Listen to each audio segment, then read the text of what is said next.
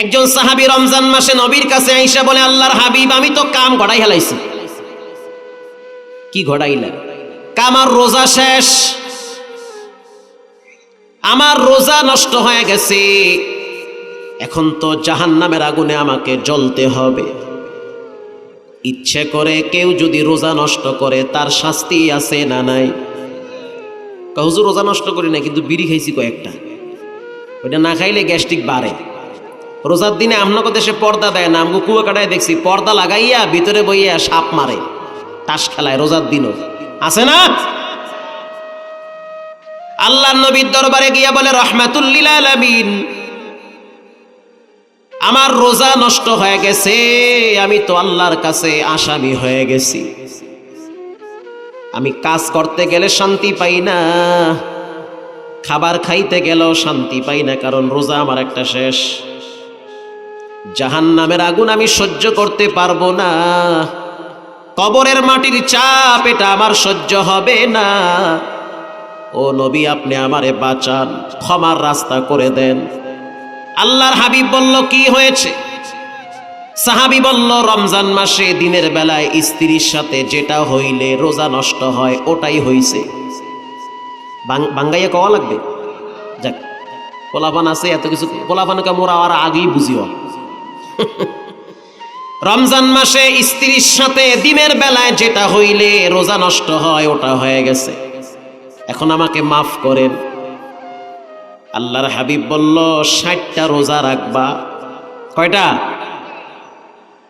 ওগো আল্লাহর হাবিব, 30টা রাখার নিয়ত করছি, মাঝখানে একটা গেছে গা, আবার 60টা, এই কি সম্ভব? আমি পারুম না এটা। এই সাহাবী যথেষ্ট পরিমাণ সহজ সরল, দুনিয়ার পেজ গোজ বুঝে না।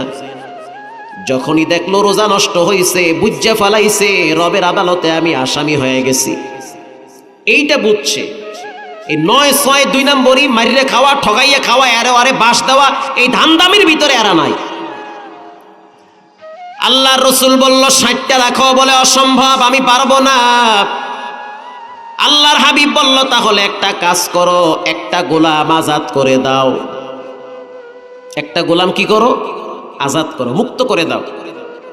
সাহাবী বলল, হুজুর আমি গরিব মানুষ, আবার গোলাম কোথায় খুঁজে পাবো? আমি তো নিজেই মানুষের বাড়ি কামলা দিয়া খাই।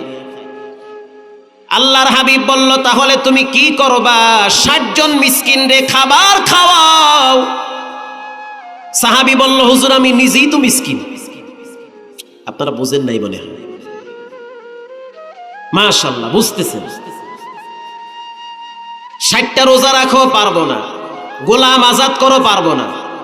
60 জন মানুষরে খাওয়াও, তাও পারবো না। আমি গরিব মানুষ, আমার দ্বারা সম্ভব না।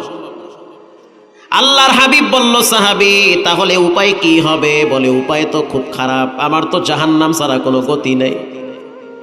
আমি আল্লাহর কাছে মাপ চাই। রবের ধরা শক্ত ধরা, রব যখন ধরে তখন বান্দারে পালাবারও সুযোগ দেয় না। শক্ত ধরা, জাহান্নাম থেকে বাঁচতে চাই। কবরের ভিতরে মোটা মোটা সাপ আসবে, বিচ্ছু দংশন করবে, এগুলার থেকে বাঁচতে চাই।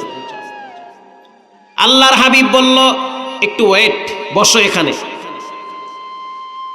অনেক দূর থেকে আসরের আগে আগে একজন ব্যক্তি 1 বস্তা আটা, 1 ঝুড়ি খেজুর নিয়ে নবীর সামনে দাঁড়ায় গেল। আল্লাহু আকবার বলেন।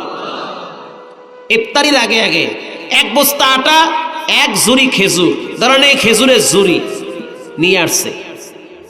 আয়েশা বলতে আছে, রহমাতুল লিল আলামিন, আমার গাছের পাকা খেজুর আপনার জন্য হাদিয়া আনছি,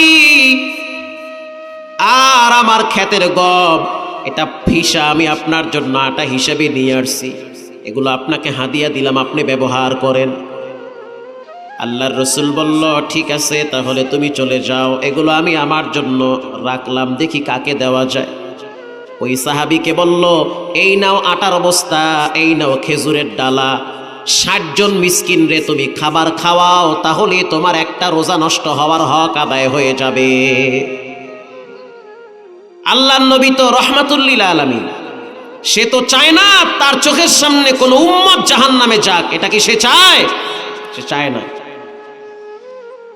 সাহাবী এবার আটার বস্তা মাথায় নিছে। আরবের মানুষ শক্তিশালী মানুষ, পাহাড়ে কাজ করে, অনেক শক্তি তাদের। আর খেজুরের ঝুড়িটা হাতে নিয়ে মদিনার অলিতে গলিতে হাঁটতেছে। ঘন্টাখানেক হাঁটার পরে আবার খেজুরের গাঁটটি, আটার গাঁটটি নিয়ে নবীর সামনে দাঁড়ায় গেছে। দাঁড়াইয়া বলতে আছে, রহমাতুল লিল আলামিন, আমি তাকাইয়া দেখলাম এই আটার বস্তার খেজুরের গাঁটটি আমারই লাগবে, আমি ছাড়া কেউরই ফকির মনে করি না। এই আটার গাঁটটি আর খেজুরের গাঁটটি আমার লাগবে, এটি আমার দরকার, আমি খামু এটি। আল্লাহর হাবিব এই দৃশ্য দেখার পরে হাইসা দিছে। যখন হাইসা দিছে তখন সাহাবী বুঝতে পারলো বিচার নরমাল হয়ে গেছে। কথা কন না কা? বিচারক যদি হাইসা দেয় বুঝতে হবে আসামির শাস্তিটা কইমা গেছে। আল্লাহর রাসূল যখন হাসে তখন আল্লাহও হাসে। হয়তো হযরত জিবরাইল আমিন নবীরে জানায় দিছে যে সুসংবাদ জানায় দেন, এই সাহাবীর সরলতার কারণে রব্বুল আলামিন তাকে মাফ করে দিয়েছে।